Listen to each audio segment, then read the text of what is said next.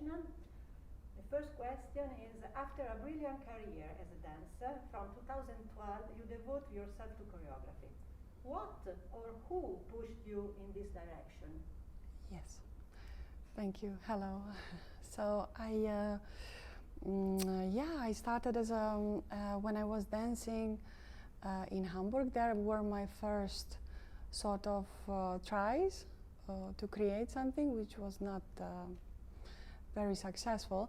But then later on, when I went to NDT and I worked there, then I tried to do. We had always choreographic evenings, and then I started to create there, and somehow it was almost very natural for me suddenly. I don't know what happened, and then from there on it just started to flow. So what would be the, I have been so lucky to be growing up under the most amazing, brilliant men and women choreographers. So there is always inspiration, of course, from everything that there is, So it's I'd say everything and everyone inspired me, and everything new and everything else inspires me. Yes.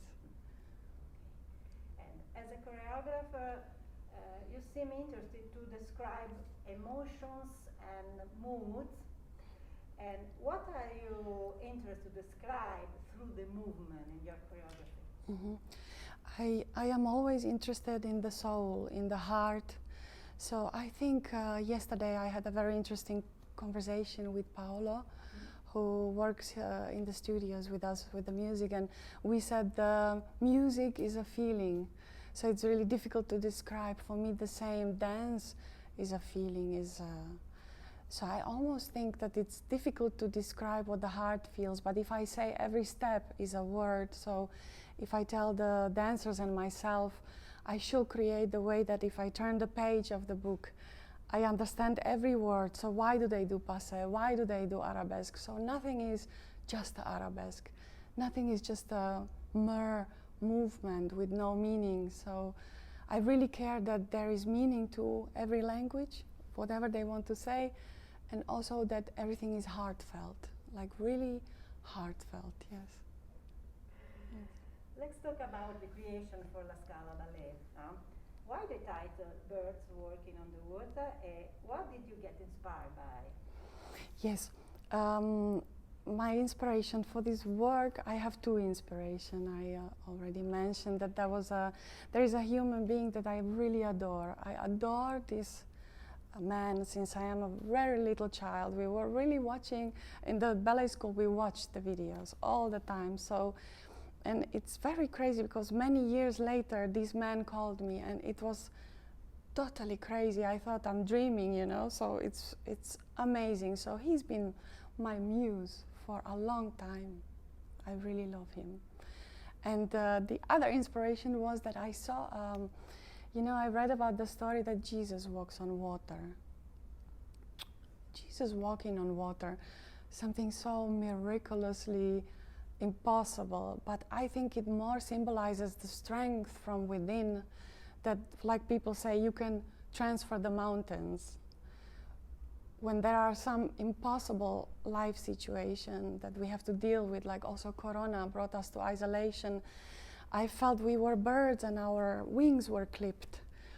And it was not possible to fly anymore. So I thought, what do we do in the isolation that we still can fly? Could we maybe in that isolation find a new hobby, or try to go more to the nature, or try to find something within it? So don't give up. Just because it isolates you, you still maybe can find some freedom within that. So I thought to make something impossible possible, that I will walk on water like a bird someday again, and I will make it, So I thought of a flock of birds, being guided by this one man, this leader that has a very big heart, and he says, come with me, I will guide you where your food is, So a bit like that, symbolic. Okay. What should the audience expect?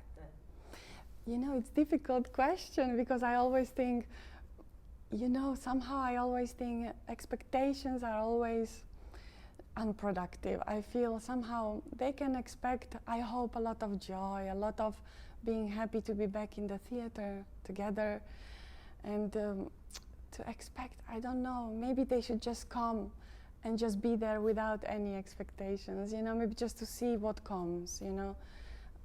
Yeah. Okay. Generally speaking, what kind of dancer do you like to work with? Yes.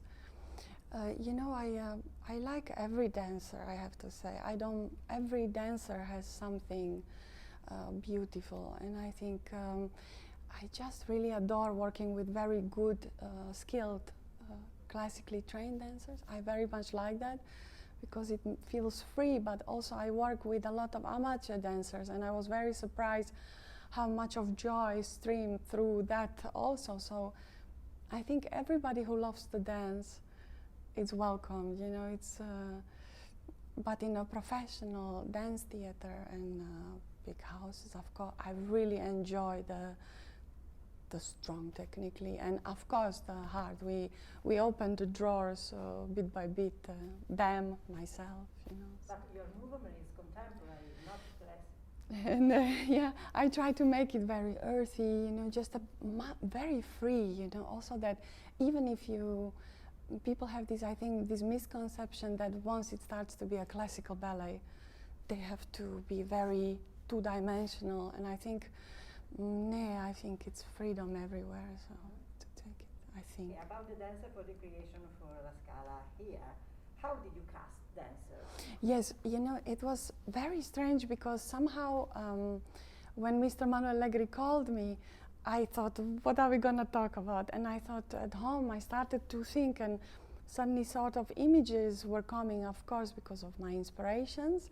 And then I just mentioned one word and the conversation was just floating. So I said, I see that man, you know, I see this flock of birds.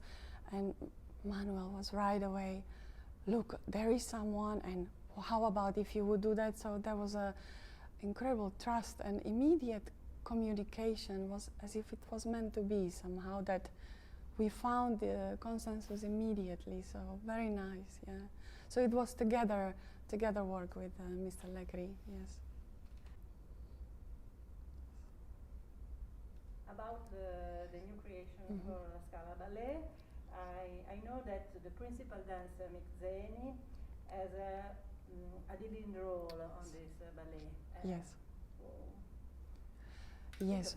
What was, you know, I also, because I was looking for a male part which could represent that strong leader of that flock of birds, you know, and I also, Manuel had immediately in mind Mika, of course, because he is apparently also leaving. I think in January is his last ballet performance, I think, in La Scala. So I really thought seeing him in the studio, it was clear for me right away, okay, that is what I'm really looking for. So this is where the trust is amazing with Manuel, that he knows my work. So it was really clear for us that that's the man we're looking for.